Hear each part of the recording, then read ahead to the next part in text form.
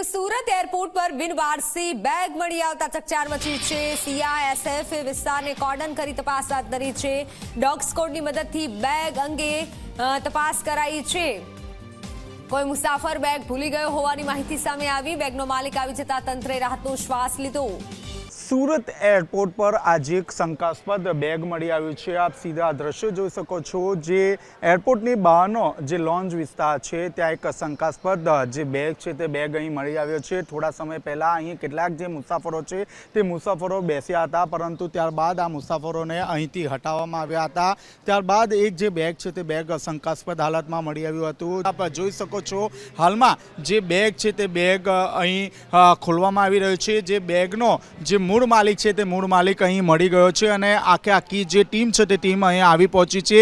જે બેગની અંદર શું કઈ વસ્તુઓ છે તે અંગે તપાસ હાથ ધરવામાં આવી રહી છે।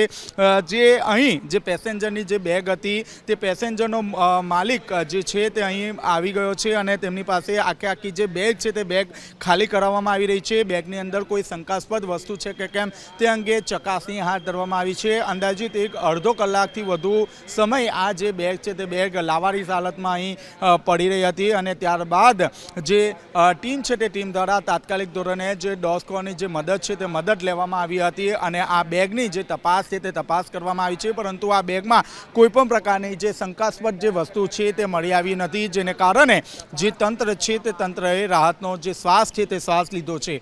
કેમેરામેન પ્રશાંત દિવડે સાથે ચેતન પટેલ, ઝી મીડિયા, સુરત।